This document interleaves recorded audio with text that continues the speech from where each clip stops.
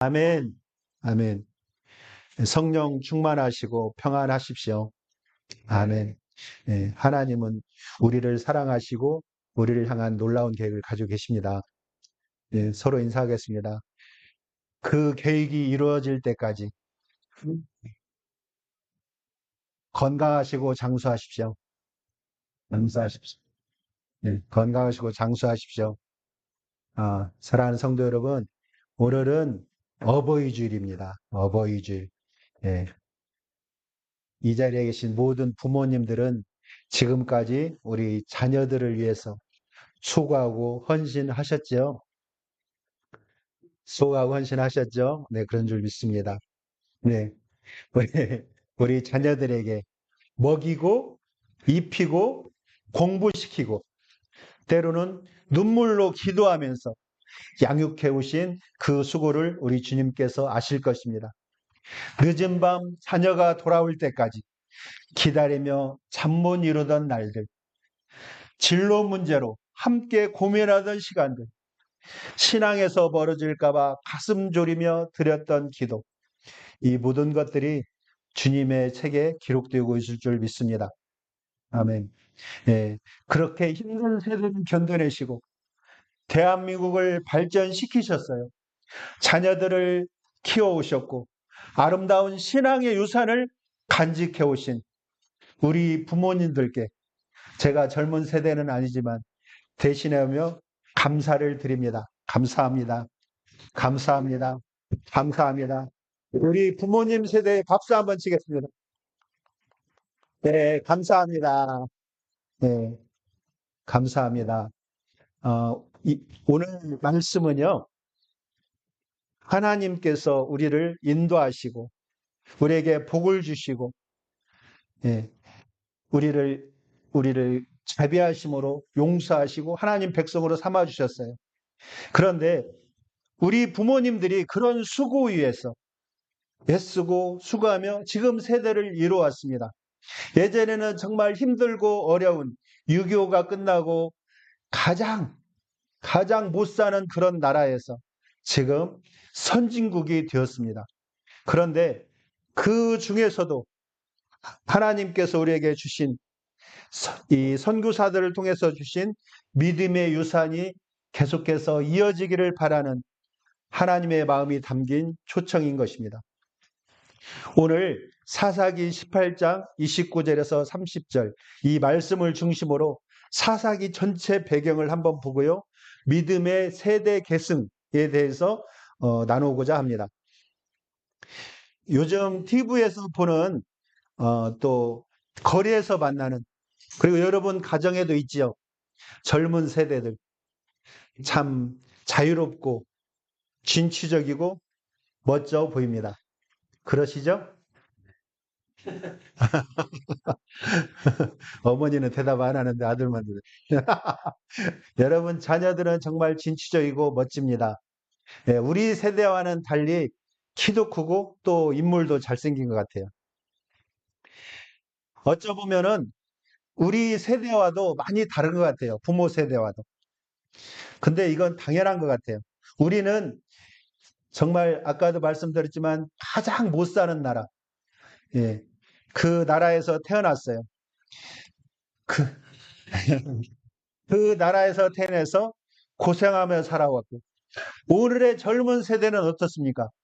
오늘의 젊은 세대는 선진국에서 태어난 세대예요. 예.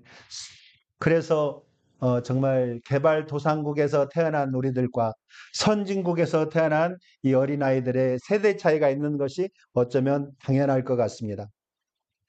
그러나 세대가 달라지고 또 환경이 바뀌어도 소득 수준이 바뀌어도 나라 이름이 바뀔지라도 절대 변하지 않는 진리가 있습니다.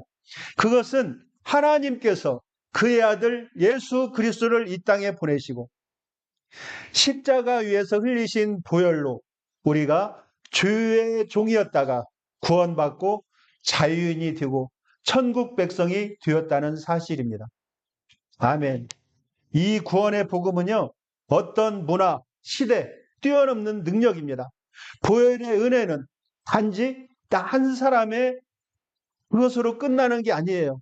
우리 가정과 자녀들, 다음 세대까지 흘러가야 할 생명수인 것입니다.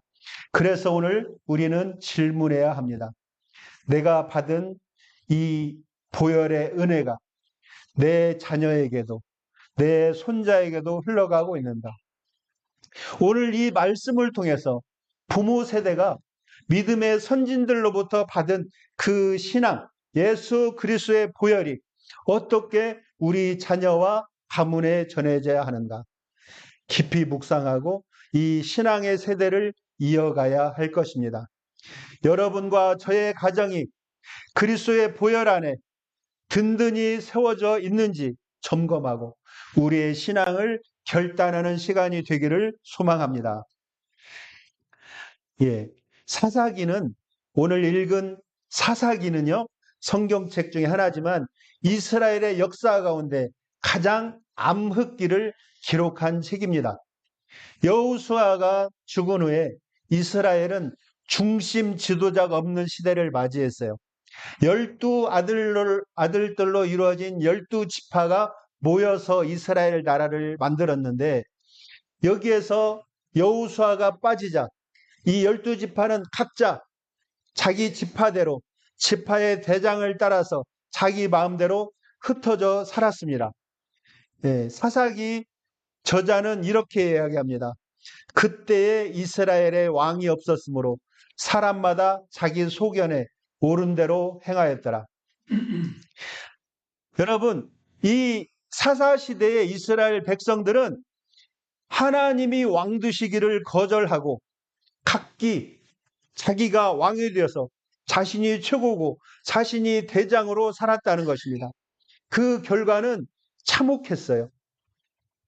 이방 민족과 타협하고 이방 민족들의 그 우상을 받아들이고 살았던 그들은 그 가문의 우상 숭배, 도덕적인 타락, 그리고 서로 싸우는 내전, 또 강간, 살인, 약탈 이런 비극들이 이어져 있었어요. 종교는 있었지만 하나님을 중심으로 섬기는 그러한 신앙은 없었습니다. 지도자들은 사리사욕을 채우기에 바빴습니다.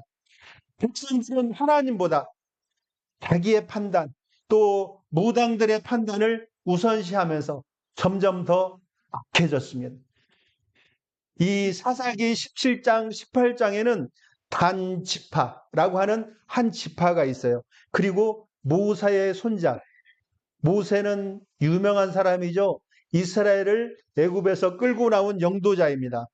그런데 그 손자 요나단 이야기, 뭔가 드라마틱할 것 같지 않습니까? 그 이야기가 등장합니다.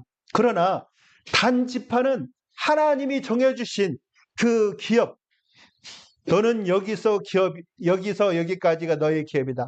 이 안에 있는 이방 민족을 모두 몰아내고 너의 민족을 여기에서 살아라. 하나님께서 말씀하셨는데 그 지역을 차지하기가 너무나 힘들었어요. 그 땅을 포기합니다. 그들은 새로운 땅을 찾아 나섰습니다. 그들은 자기들에게 분배된 땅이 아니라 약하고 평화롭게 살던 라이스라는 지역을 침략합니다. 그리고 그 땅을 차지하고 그곳을 조상들의 이름을 따라서 단이라고 바꿉니다. 그리고는 또 그것뿐만이 아니에요. 자기들과 비슷한 그러한 형편의 한 사람, 자신의 임지를 떠나서 너는 여기에서 내인으로서 책무를 다하라 라고 맡겨줬는데 그곳을 떠나서 자기의 그 먹고 사는 문제를 따라서 임지를 떠난 사람, 그리고 타지에서 한 집안의 제사장으로 들어가서 우상 숭배와 점치는 일을 하던 레인, 요나단을 족속의 제사장으로 삼았습니다. 한 집안에서 우상 숭배하던 사람을 자기 족속의 제사장으로 삼았으니 얼마나 심한 문제가 되겠습니까? 이 요나단은요, 제사장 요나단은 선지자 모세의 손자예요. 그러니까 게르솜의 아들. 뿐만이 아닙니다. 그들은 그 지역으로 오는 길에 약탈한 신상, 우상을 만들지도 않고 빼앗아 왔어요. 그 신상과 예봇으로 우상을 숭배했습니다. 이것은 단순한 개인의 타락이 아니에요. 지파 전체의 신앙 붕괴라는 것입니다. 뿐만 아니고 모세 가문의 신앙이 붕괴되고 있습니다. 오늘 말씀은 참으로 충격적입니다. 한 자손이 자기를 위하여 새긴 신상을 세웠고 모세의 손자요 게르솜의 아들인 요나단과 그의 자손은 한 지파의 제사장이 되어서 그 땅 백성이 사로잡히는 날까지 이르렀더라. 예, 그 땅 백성이 사로잡히는 날은 그 땅 백성이 망하는 날까지 이르렀다. 나라가 망하는 날까지 되었다는 것입니다. 게르솜의 아들 요나단. 이 사람은 하나님의 율법을 전파해야 될 사람이에요. 그러한 책임을 받았던 사람입니다. 그리고 또 모세 가문에서 이러한 자손이 나왔다는 것은 믿음의 세대 계승이 실패하면 어떤 결과가 일어나는지 우리에게 이야기하고 있습니다. 출애굽 1세대는 하나님을 직접 경험한 사람들이에요. 그들은 홍해를 가르시는 하나님을 만났고 하나님께서 주시는 만나를 먹고 살았으며 불기둥과 구름기둥으로 인도하시는 하나님께 감사하며 따라다녔습니다. 그러나 그 2세대는 어떻게 되었습니까? 그들은 부모들이 전하는 그 하나님에 관한 이야기를 귀로 들은 세대였어요. 들은 세대. 그런데 3세대는 어떻게 되었습니까? 하나님을 경험하지도 못했고 하나님을 듣지도 못했어요. 그 부모들이 가르치지 않았기 때문입니다. 그들은 이제 바알과 아세라, 아스타롯을 섬기게 되었습니다. 여러분, 그런데 이것은 단지 옛날에 있었던 일이야. 이렇게 하지 마십시오. 우리 가정에서도 이런 일이 벌어지고 있습니다. 부모가 열심히 신앙생활을 했다고 해서 자녀가 저절로 하나님을 사랑하는 것이 아닙니다.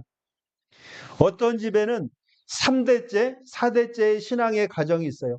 할아버지는 정말 신앙이 좋아 보였습니다. 평생 새벽 기도를 빠지지 않았고, 아버지는 교회 장로였어요. 그런데 그 손자는 하나님이 누군지 잘 모르더라는 것이죠. 주일날에도 학원에 가더라는 것입니다. 교회는 단지 어릴 적에 억지로 끌려가던 장소라고 생각하더라는 것입니다. 왜입니까? 부모의 신앙은 있었지만 자녀에게 그 신앙을 연결하지 못했기 때문입니다. 믿음은 유산처럼 자동으로 물려주는 게 아니에요. 그것은 하나님을 개인적으로 만나야 하는 과정이 필요합니다. 부모가 대신 믿어줄 수 없습니다. 자녀가 대신 부모가 믿어줄 수 없고 자녀를 대신해서 아버지, 어머니가 믿어줄 수 없어요. 그런데 이것은요, 아무리 좋은 음식을 부모가 차려놓고 먹어라 해도 안 먹으면은 영양실조가 되는 거나 같은 내용입니다. 복음도 자녀가 스스로 받아들여야 합니다. 그래야만이 생명이 자라나는 것입니다. 부모가 해야 할 일은요, 자녀가 하나님을 경험할 수 있도록, 부모를 통해서 경험할 수 있도록 도와주는 거예요. 말씀을 들려주고, 기도의 본을 보이며, 삶으로서 하나님이 어떻게 우리 가정에 역사했는지를 보여주는 것입니다. 그래야 자녀도 하나님을 나의 하나님, 예, 너의 하나님 아닙니다. 부모님의 하나님 아닙니다. 나의 하나님. 나의 하나님으로 고백할 수 있습니다. 부모가 신앙이 좋다고 해서 자녀가 신앙이 좋겠지 이렇게 생각하는 건 아니죠. 믿음이 그렇다면 부모가 하나님 아버지라고 했으면 그 자녀는 어떻게 불러야 돼요? 유산으로 물려진다면 자녀들은 하나님 할아버지라고 해야 되는 거 아닙니까? 하나님 증조 할아버지. 그러나 하나님은 우리와 1대1로 개인적으로 만나기를 원하십니다. 그래서 모두에게 아버지가 되시는 것이죠. 하나님 아버지, 나에게도 하나님 아버지, 우리 자녀들에게도 하나님 아버지, 이렇게 나의 하나님이 되시기를 원하시는 분, 그분이 바로 우리 하나님이신 것입니다. 우리 하나님께서는 우리에게 이렇게 약속하셨어요. 네가 내 하나님 여호와의 말씀을 삼가 듣고 내가 오늘 네게 명령하는 그의 모든 명령을 지켜 행하면 네 하나님 여호와께서 너를 세계 모든 민족에게 뛰어나게 하실 것이라. 이것은 우리 믿는 사람 한 사람 한 사람 개인에게 한 약속입니다. 예, 한 사람 한 사람 모두에게 하신 한 사람에게 하신 약속이에요. 모두에게 하신 약속이 아니라 한 사람 한 사람. 아버지가 되시는 하나님. 예, 이런 시가 있더라고요.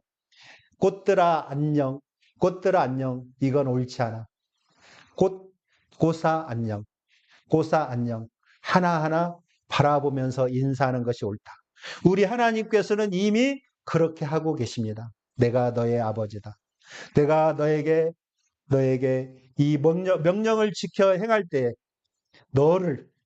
너희들이 아니라 너를 세계 민족 위에 뛰어나게 하실 것이다. 라고 약속하고 계시는 것입니다. 그러나 우리 믿는 신앙은요, 좋은 도덕적 가르침이나 오랜 전통이 아닙니다. 물론 기독교는 어떤 종교보다도 도덕적이어야 합니다. 그리고 교회에 내려오는 전통도 중요합니다. 그러나 가장 중요한 것은 바로 예수 그리스도의 보혈 위에 세워진 생명의 복음입니다.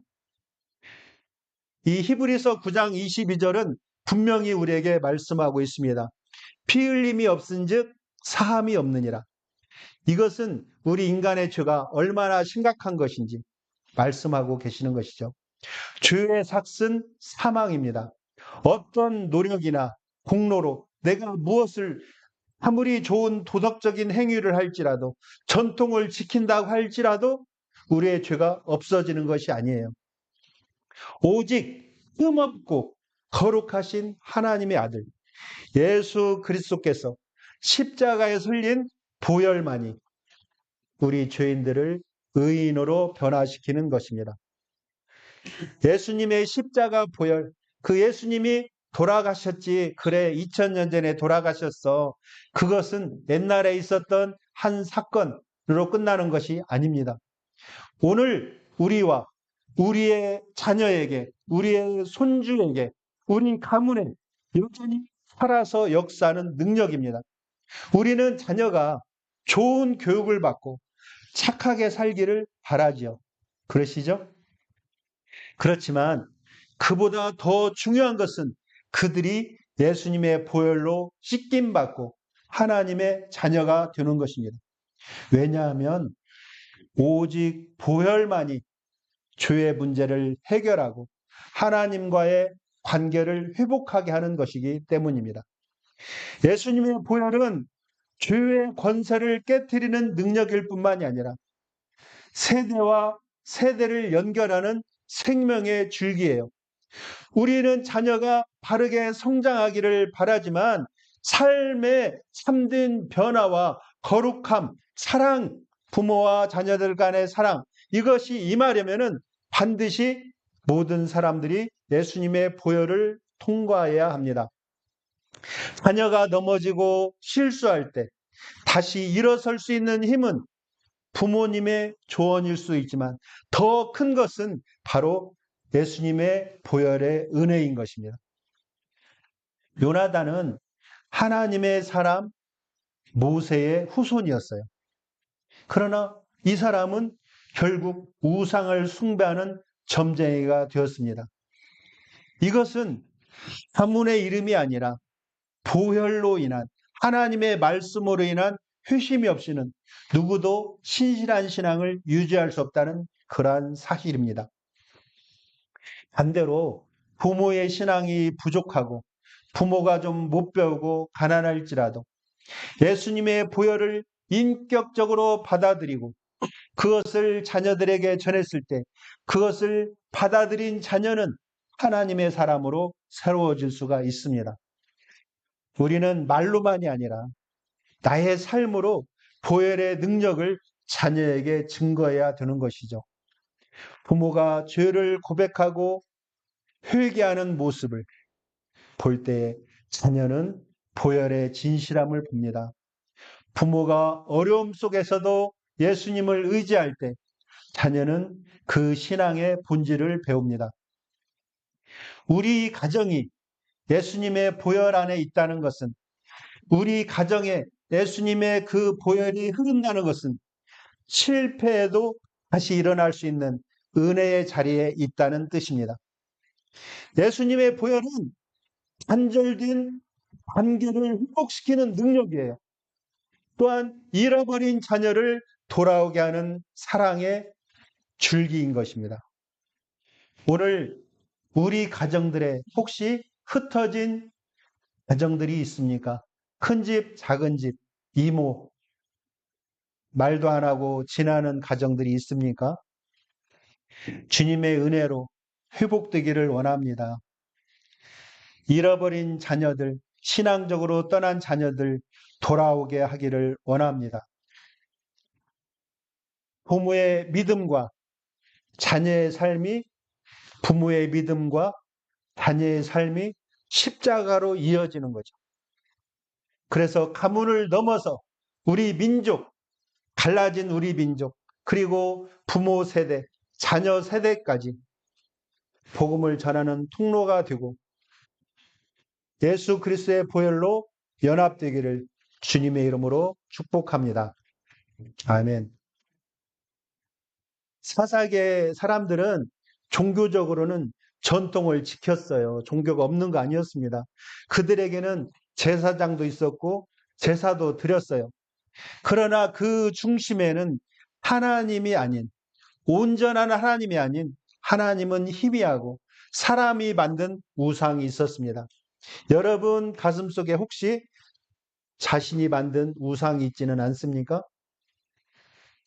물질적인 축복, 또 어떤 내가 만든 어떤 조직들, 이런 것을 더 하나님보다 소중히 여기는 이러한 우상이 있지는 않습니까? 오늘날에도 예배드리고 교회에 다니지만 삶의 그 중심에 하나님이 없고 신앙의 본질이 빠진 가정이 있을 수가 있습니다. 신앙은 주일 하루만으로 증명되지 않아요. 신앙은 우리의 모든 시간과 선택, 시간을 통치하시는 그 하나님께 드리는 것입니다. 하나님만이 왕이십니다. 이렇게 인정하는 삶이 바로 신앙이라는 것이죠. 우리의 자녀들은 부모의 말보다 부모의 삶을 보고 배웁니다. 부모가 어떻게 하나님과 동행하는지를, 그것을 통해서 자녀들은 하나님을 인격적으로 만날 수가 있습니다. 한 아이가 부모를 따라 교회에 나갔어요. 예배 시간에도 잘 참석하고 성경책도 잘 읽고, 그런데 그 아이는 어느 날 친구에게 그렇게 말합니다. 나는 교회 다니고 우리 부모들도 다니지만 우리 집에서는 하나님 이야기를 들어본 적이 없어.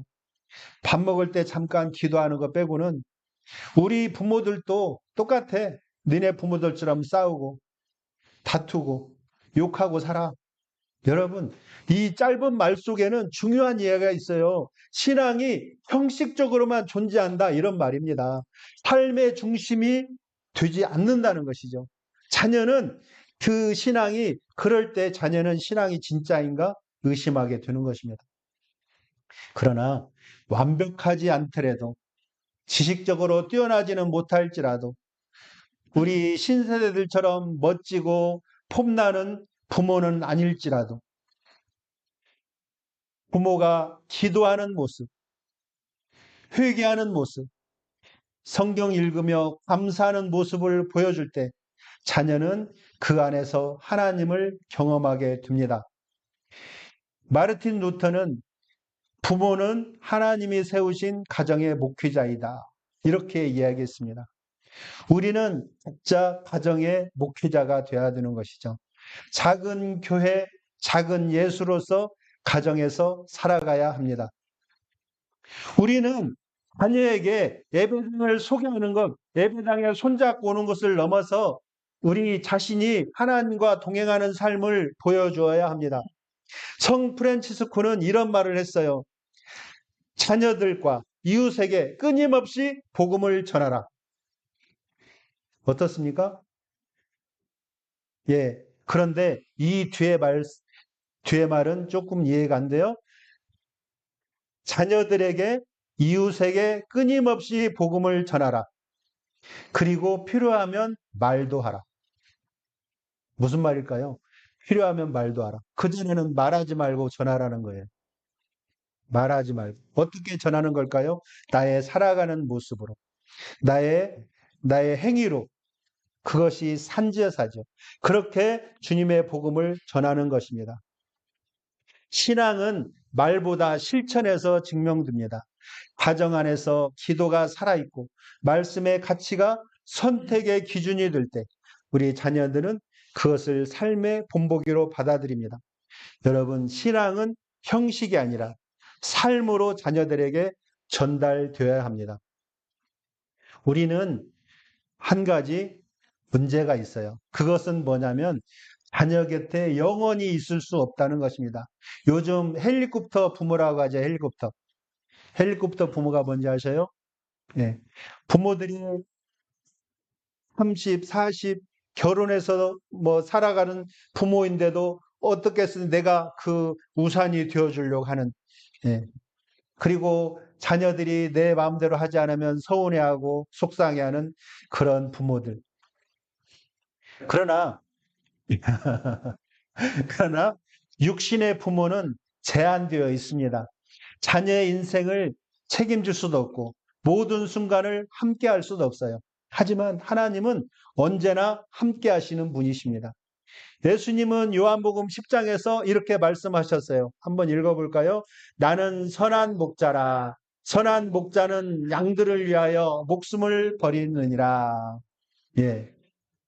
이 말씀은요, 우리가 우리가 듣기에 옛날에 예수님이 그 사람들에게 한 이야기야. 이 말이 아니고요. 오늘 우리 자녀들에게도 여전히 하시는 말씀이고 약속입니다. 우리가 자녀를 주님께 맡기고 그들을 위한 기도를 쉬지 않을 때 하나님은 선한 목자가 되십니다. 그들의 삶을 책임지십니다. 예수님의 보혈은 과거에 한번 흘리고 끝이 아닙니다. 지금도 살아계신 능력입니다. 그 보혈은 우리의 자녀의 실수와 죄를 덮고 넘어졌을 때 다시 일으켜 세우는 은혜가 됩니다. 그래서 우리는 찬송하는 것이죠. 나의 등 뒤에서 나를 인도하시는 주. 여러분, 우리는 완전한 부모는 될 수 없지만 우리의 선한 목자 되시는 예수님은 완전하십니다. 우리의 역할은 그 목자이신 예수님에게로 우리 자녀를 맡기고 우리 자녀들이 그 음성을 듣도록 도와주는 것입니다. 오늘 주보 그 앞부분에 나와 있죠. 우리 자녀들에게 귀와 눈과 코와 입을 열어주는 것이 부모가 해야 할 일인 것이죠. 이목구비를 열어주는 것입니다. 여러분, 하나님은 오늘 또 우리 자녀를 인도하시는 분이십니다. 우리 하나님은 우리의 자녀의 일평생을 책임지는 선한 목자이십니다. 예수님께서 십자가에 흘리신 보혈이 우리의 자녀를 지키시는 능력이죠. 우리 부모는 자녀를 위해서 최선을 다할 수는 있습니다. 그러나 완벽할 수는 없어요. 그러나 예수님의 보혈은 완벽하십니다. 자녀가 인생의 광야에서 방황할 때 하나님의 보혈을 기억하고 하나님께로 돌아오는 그날이 있도록 우리는 기도로 그들을 품고 기도해야 할 것입니다. 어버이 주일에 우리는 단순히 부모에게 감사하는 그 날을 넘어서서 우리에게 자녀를 맡기신 하나님의 기쁜 뜻을 되새겨야 할 것입니다. 하나님은 단지 우리에게 내가 맡긴 이 영혼, 자녀를 잘 먹이고 입혀라. 그렇게 부탁하시지 않으셨어요. 자녀가 하나님을 만날 수 있도록 돕는 믿음의 통로가 되기를 원하셨습니다. 신앙은 정보가 아니고 생명이에요. 그 생명은 오직 예수 그리스도의 보혈에서 나옵니다. 자녀가 하나님을 단지 우리 부모의 하나님, 이렇게 아는 것을 넘어서 우리 며느리의 시아버지 하나님, 이렇게 아는 게 아니에요. 하나님은 나의 하나님입니다. 나의 하나님으로 고백할 수 있도록 돕는 것. 그것이 우리가 감당해야 될 가장 거룩한 사명입니다. 우리는 때로 자녀에게 물려주려고 많은 것을 애쓰지요. 재산을 물려주려 합니다. 또 명예를 물려주려 합니다. 그러나 그보다 더 중요한 것은 하나님과의 관계입니다. 이 관계는 우리의 말로만이 아니라 삶으로 보여주는 것이죠. 예. 우리 자녀는 부모를 보고 배웁니다. 한 아버지는 아들에게 이렇게 부탁을 했다고 그래요. 인생에서 무엇을 만나든지 너의 하나님을 잊지 마라. 너의 아버지 하나님이 아니라 너의 하나님으로 만나야 한다. 이 아들은 여러 가지 유혹과 시련을 겪었고 잠시 주님을 떠나게 됐지만 그 말이 가슴에 남아 있었어요. 결국은 주님께로 돌아왔습니다. 이것이 바로 부모를 공경하는 거예요. 부모님께서 우리에게 부탁하신 주님을 떠나지 말고 주님의 말씀을 기억하고 주님의 그 신앙 안에서 살아라. 그러면서 행동으로 보여주신 것, 그것을 따라서 잊지 않고 하는 것, 그것이 부모를 공경하는 것입니다. 그럴 때에 어떤 일이 일어납니까? 내 집과 내 나라가 내 앞에서 영원히 보존되고 내 왕위가 영원히 견고하리라 하셨다라. 이 말씀은 오래전에 이스라엘의 왕에게 주어진 말입니다. 그러나 우리에게 주어진 말씀은 무엇입니까? 우리에게는 제5계명이 있습니다. 내 부모를 공경하라. 그리하면 여호와가 내게 준 땅에서 내가 잘되고 장수하리라. 아멘.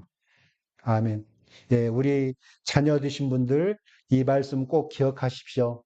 우리 부모들은 신앙을 자녀들에게 물려주고자 합니다. 또 잘 되기를 원합니다. 그런데 그것을 듣고 행하는 것, 이것이 바로 부모를 공경하는 일이죠. 그럴 때에 하나님께서 하신 약속은 그것입니다. 내가 너에게 준 곳에서 잘되고 장수할 것이다.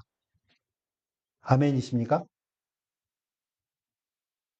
우리 잘 들어야 될 아이가 딴짓을 하고 있네. 아멘이십니까? 아멘 해야죠.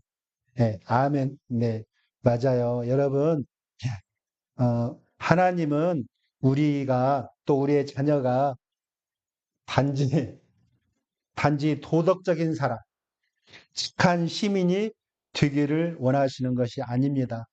예수님의 보혈로 거듭나 착한 사람이 아니라 거룩한 사람, 거룩한 백성이 되기를 원하십니다. 이 세상은 요나단처럼 그렇게 타락한 신앙을 부추깁니다. 또 단지파처럼 내가 힘들어서 어쩔 수 없었어, 이렇게 타협하는 것을 합리화시킬 것입니다. 그러나 우리의 가문은 예수 그리스도의 보혈 아래에 있다. 이것을 선포해야 합니다. 사랑하는 성도 여러분, 오늘 결단합시다. 우리의 자녀가 하나님을 나의 하나님으로 인정할 수 있도록, 인격적으로 고백할 수 있도록 말씀과 기도, 또 회개, 찬양, 사랑의 본을 보여줍시다. 시범을 보이자는 거예요. 근데 그것을 평생 해나가야 되는 것입니다. 어머니의 성경책, 아침 저녁으로 기도하시던 우리 어머니, 또 힘들고 괴로울 때마다 부르시던 찬송, 손때 묻은 찬송가, 이것을 우리 자녀에게 물려줄 수 있어야 할 것입니다. 그럴 때에 예수님의 보혈은 우리 자녀의 인생을 붙드시고 세대에서 세대로 보혈을 흘러가게 하실 것입니다. 나의 하나님을 자녀의 하나님이 되게 하라. 이것이 우리에게 맡기신 하나님의 명령이고 또 복된 사명입니다. 우리는 그 사명을 감당하고 또 우리의 자녀들은 부모님을 공경하며 그것을 본받아 행할 때 우리 가문에 흐르는 예수님의 보혈이 아까 말씀드린 다윗을 향한 하나님의 약속의 말씀처럼 너의 집과 너의 나라가 내 앞에서 영원히 굳건히 서리라. 아멘. 예, 여러분의 집과 여러분의 가문이 하나님 앞에서 영원히 굳건히 서게 해주시기를 주님의 이름으로 축원합니다. 아멘. 579장 찬송하겠습니다.